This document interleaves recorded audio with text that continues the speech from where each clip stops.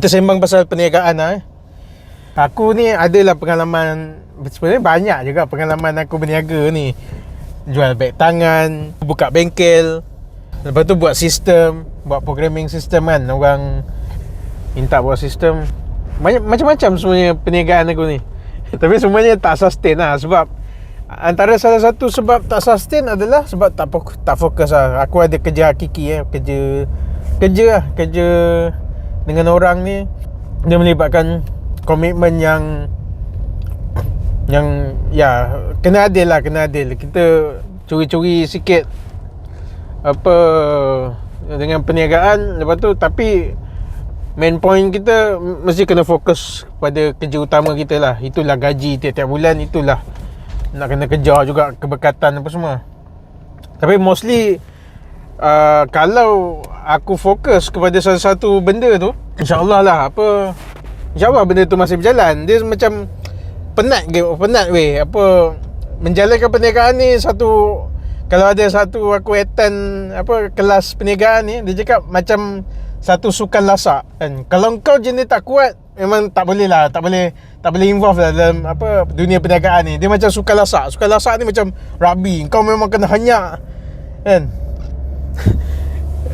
Dunia perniagaan ni akan henyak masa kau, akan henyak kau punya jiwa, akan henyak kau punya emosi.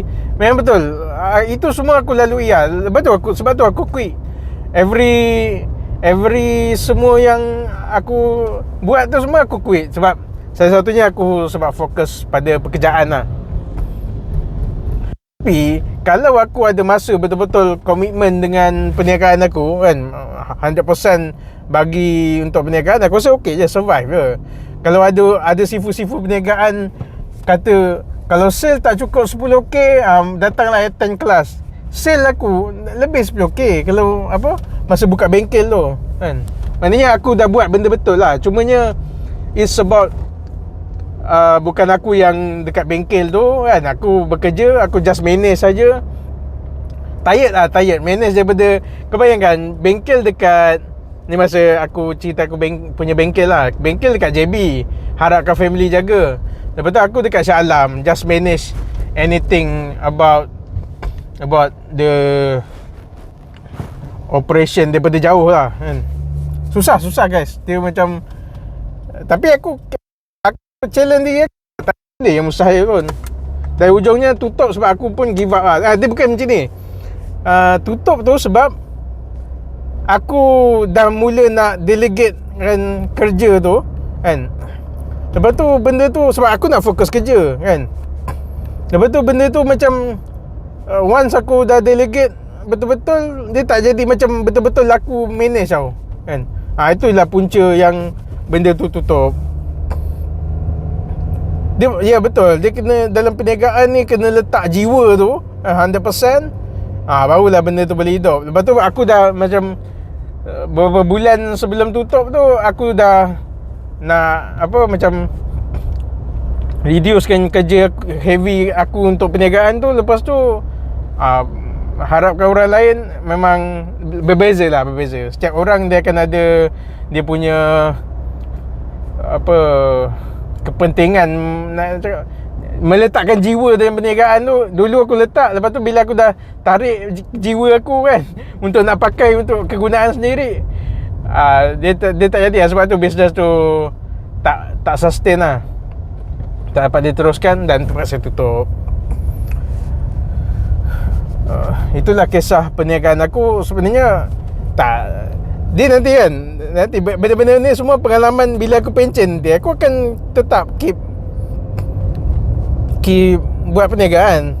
Itu semua pengalaman yang untuk aku belajar lah, untuk bila dah pencen ni. Sebab bila dah pencen nanti, dia jangan kau tak pandai berniaga. Bila pencen ke ataupun bersara ke kan, duit kedua SP dalam ratus ribu tu, tiba-tiba kau jam untuk berniaga, tu tak elok lah. Sebab tu aku dah mula dah berniaga kan. So bila pencen nanti kita dah tahu dah selok-belok perniagaan pahit manis dia tu, kita dah tahu. So kita boleh ada experience, boleh lah kita dah ada pengalaman berniaga tu, boleh lah kita, maknanya kalau dah pencen nanti boleh lah buat lagi kan. Jangan do the same mistake kan. Betul nak sembang lah juga apa yang meniaga tepi jalan ni aku tengok ni komen sikit lah kan. Kalau meniaga tu biar betul-betul lah meniaga. Niat nak meniaga tu kena ada, pakailah apron, pakailah kalau boleh baju seragam, pakai apa penutup kepala kan. Tak kisahlah kau jual apa, jual burger ke, jual kuih ke, jual nasi lemak tepi jalan ke, at least ada standard lah. Lepas tu pasanglah banner. Ada satu kedai ni kan, dia tak pasang banner, dia jual, aku tak tahulah dia jual apa, tapi aku rasa dia jual nasi ayam kukus, nasi goreng, nasi ayam kukus kan, nasi ayam berempah, nasi berempah tu apa nasi kukus ayam berempah gitulah.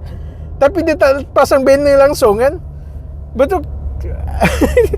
Tak, kalau kita bawa kereta, kau jual apa kan? Apa kita pula nak kita tanya-tanya, nak kita tengok pula.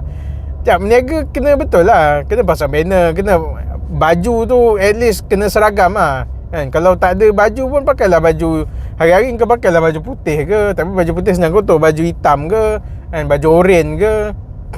Dia kena warna-warna oranye, warna-warna merah ni, orang gairah nak makan. Tapi at least berseragam lah kan. Dia macam ni tau. Ada satu, kalau pasal malam tu, ada satu orang, ada dua orang peniaga ayam goreng kan. Aku memang suka ayam goreng. Satu dia kemas gila. Apa, ada banner, ada, lepas tu tersusun nampak bersih, pekerja pakai apron kan. Dia, lepas tu pakai penutup kepala. Satu lagi yang standard punya pasar malam, yang apa, tak ada fancy-fancy sangat kan, just tray je, letak ayam goreng. Aku memang tak, secara psikologi je kita anggap yang profesional tu layak untuk kita pergi kan. Macam itulah berniaga. Kalau kau even berniaga burger ke apa kan, cubalah letak satu standard sikit, buat orang nak datang kan. Ni kadang-kadang aku tengok peniaga-peniaga kan, budak-budak lagi kan, bukan budak sangat lah, dah umur 20 gitu. Lepas tu isap rokok kan.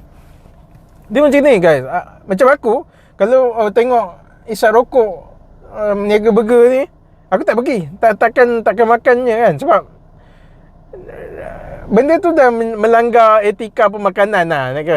Kenapa kau boleh letak nikotin kan? Memanglah kau tak sembuh kan tu, tapi at least tangan kau berbau apa semua kan. Lepas tu kau nak pegang burger lah apa tu semua tu, memang tak patut lah nak ikut kan. Kenapa berniaga tapi tak jaga benda-benda tu kan? Kepada peniaga-peniaga ni, kalau korang yang baru nak berniaga tu, cuba try dulu kan, buat apa yang aku cakap ni. Standardkan pemakaian, tutup rambut kan. Itulah, itu perkara yang bila orang lalu tu, oh nampak kemas kan. So bolehlah orang nak singgah kan. Dia akan jadi orang nak singgah lah. Cuba kalau kedai sebelah-sebelah kan, tak pun seberang jalan, kalau kau bawa kereta, kau nak berhenti yang mana? Yang kemas ke yang apa? Dia bukan cerita sedap dulu, orang nampak dulu kan. Ni perniagaan macam itulah. Dia orang nampak dulu yang mana profesional menjaga makanan. Aku yakin kau orang akan berhenti dan pergi yang kemas kan. Kita belum tentu sedap tau kan, tapi yang kemas tu yang kita pergi. Betul tak guys? Okay, kalau belajar something hari ni, kalau suka konten-konten macam gini, boleh subscribe lah. Aku akan sembang topik-topik yang aku rasa nak sembang. Dan hari ni pasal perniagaan. Tapi tak banyak, tak lama lah. Konten aku dalam 10 minit macam ni. Okay, tu je untuk aku share. Assalamualaikum.